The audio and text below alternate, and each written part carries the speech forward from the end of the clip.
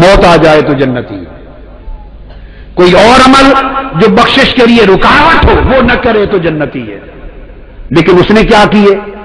ایک تو باپ نے سزا کے طور پہ بھیجا، وہ تو جاتا ہی نہیں تھا اور گیا ہی نہیں تھا، وہ تو پہلے ہی سے بخشش کا حقدار نہ رہا، اور قسطن دنیا میں شرکت کر کے جنت اس کے حصے میں لکھی گئی، اور اس کے بعد اس بدبخت نے مار کا ایک کربلا بپا کیا، ظالم تو نے سیدہ سکینہ کو کر پایا، پھر بھی جنت ملے گی۔ تو نے علی اکبر کی جان لی تیرے لشکر نے، پھر بھی جنت ملی، علی اکبر کی جان پھر جنت ملی، 72 لاشیں مصطفیٰ کے پڑ پائے پھر جنت ملی، نیزے پر حسین کے اور شہداء کربلا کے سر سفر کر کے گئے پھر بھی جنت ملی۔ تو نے دمشق کے دربار میں اپنی چھری حسین کے لبوں پر ماری اور کہا میں نے بدر والوں لوگوں کا بدلہ لے لیا، پھر بھی جنت رہی۔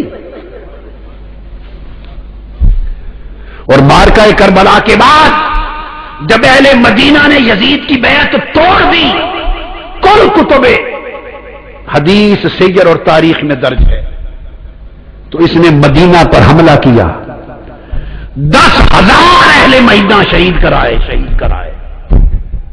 700 جلیل القدر صحابی شہید کرائے۔ یزید کے لشکر نے حضرت ابو سعید خدری نابینا ہو گئے تھے، ان کی داڑھی پکڑ کے تھپڑ مارے، مسجد نبوی میں اذان معطل کر دی، اقامت معطل کر دی، نماز معطل کر دی، 3 دن مصطفیٰ کے مزار پر اذان نہیں ہوئی، مسجد نبوی میں اذان نہیں ہوئی۔ اور ہر کتاب میں البدایہ والنہایہ میں، تاریخ طبری میں، تاریخ الخلفاء میں، ابن اسیر میں، تاریخ خلدون میں، تاریخ ذہبی میں، ہر سیرت کی اور تاریخ کی کتاب میں درج ہے۔ لشکر بھیجتے ہوئے یزید نے کہا میں تم پر مدینہ شہر 3 دن کے لیے حلال کرتا ہوں، جو چاہو کرنا، پھر بھی جنت رہی۔ کون سی جنت ہے تمہاری بدبختو؟ کون سی جنت ہے؟ مذاق ہے۔ اگر تو جنت مصطفیٰ کی ہے اور بانٹنے والے اس کے حسن اور حسین ہیں اور فاطمہ الزہرا ہے، پھر اس جنت کی بات کرتے ہو؟ جس نے 3 دن روضہ رسول پر خچر باندھے، یزید کی فوج نے اونٹ باندھے، 3 دن حضور کی مسجد نبوی میں اذان نہ ہوئی، حضرت سعید بن مسیب رضی اللہ تعالیٰ عنہ دوڑ کے گھر نہ جا سکے، فوجی گھسائے اندر، وہ ممبر کے نیچے چھپ گئے۔ حضرت سعید بن مسیب تابعی، وہ کہتے ہیں خدا کی قسم 3 دن تک حضور کی قبر انور کے پاس میں چھپا رہا، کیونکہ اذانیں تو ہوتی نہیں تھی، نماز بند تھی، خچر گھوڑے باندھ دیے تھے، تو نماز کے وقت کا مجھے پتا چلتا تھا، قبر مصطفیٰ سے اذان کی آواز آتی تھی۔ اس نے ادھر مارکہ کربلا وفا کیا اور تاجدار کائنات کو پڑھ پایا، ادھر شہر مدینہ میں خون عام کیا اور حضور کی قبر انور اور مسجد نبوی کو ویران کیا، اور پھر اس کے بعد اس نے لشکر بدلا اور مکہ پر حملہ کیا، مکہ پر، اور منجنیق کے ذریعے پتھروں سے بارش کی اور خانہ کعبہ کا غلاف اور خانہ کعبہ کی چھت اور کعبہ جلا دیا۔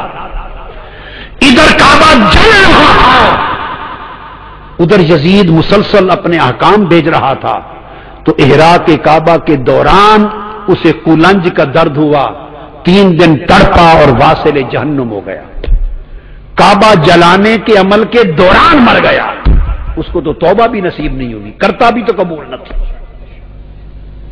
یہ اس کے کارنامے ہیں، یہ اس کے کارنامے ہیں۔ بیعت ظلم و جبر سے ہوئی، مارکہ کربلا وفا ہوا، مدینہ برباد کیا اس نے، کعبہ جلایا، اس حال میں مر گیا۔ وہ یزید اور اس کا ساری نسل صرف ایک سیدہ زینب کے سامنے منہ نہیں کر سکتی، ارے صرف اس ایک لمحے کا جواب ان دشمنان رسول کے پاس نہیں ہے، جب سیدہ زینب قافلہ لے کے دمشق پہنچی تو بازاروں اور گھروں کی چھتوں پر لوگ جمع ہو گئے تھے،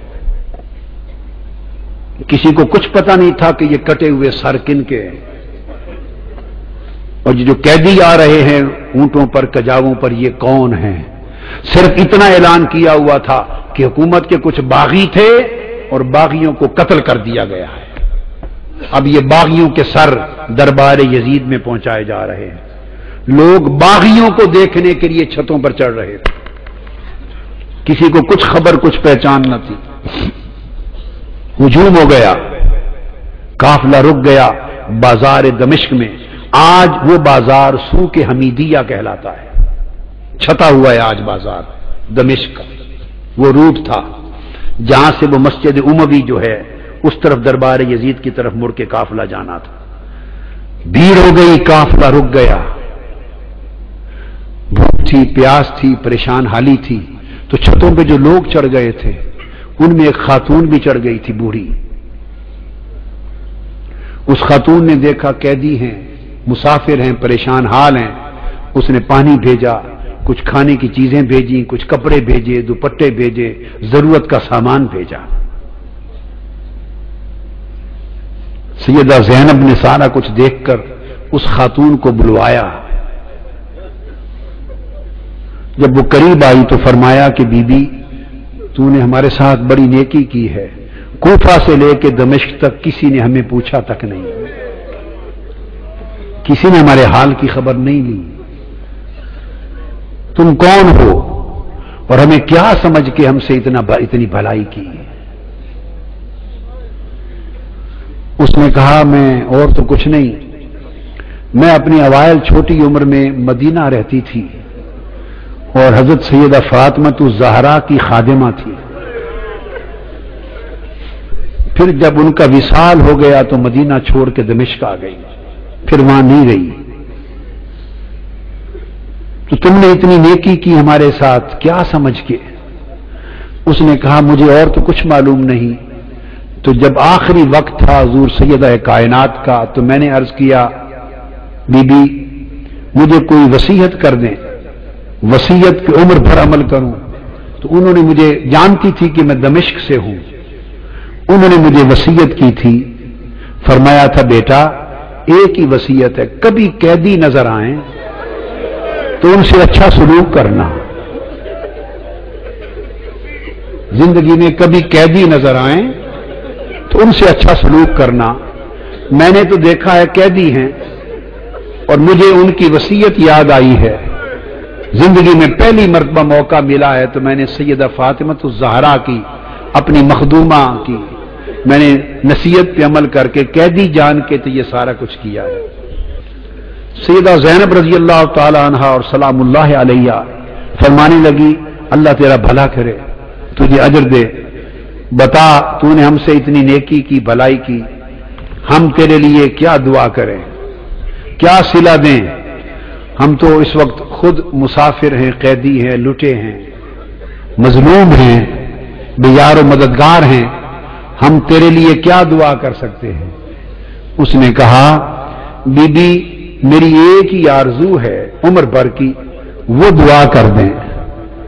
पूछा क्या आरजू है। उसने कहा, जब मैं वहां से चली थी तो सैयदा फातिमा ज़हरा रज़ी अल्लाह ताला अन्हा के छोटे छोटे शहजादे थे, हसन हुसैन और बीबी ज़ैनब, छोटे मासूम बच्चे थे। अब जमाना गुजर गया, जमाना गुजर गया। मेरी उस वक्त से आरजू है कि कभी मुझे हुसैन और ज़ैनब की ज़ियारत हो जाए, दुआ कर दे कि मुझे उनकी ज़ियारत नसीब हो। बीबी ज़ैनब ने फरमाया, तेरी दुआ कबूल हो गई। मैं ज़ैनब हूं जो कैदी हूं और जिसका सर कटा नेज़े पर देख रहे हो ये हुसैन है।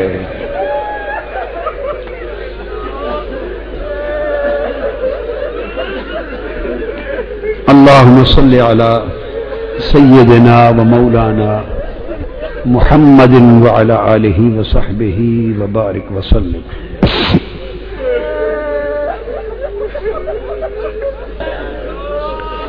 फिर सैयदा ज़ैनब काफिला लेकर जब दरबार यजीद में पहुंची हैं तो उस बदबख्त ने हुक्म दिया कि ये जो कैदी हैं मेरे सामने पेश किए जाएं, और गुस्ताखाना अंदाज के साथ تو سیدہ زینب اور سیدنا امام زین العابدین کی طرف مخاطب ہوا. آپ کے ساتھ وہ ضعیفہ مائی تھی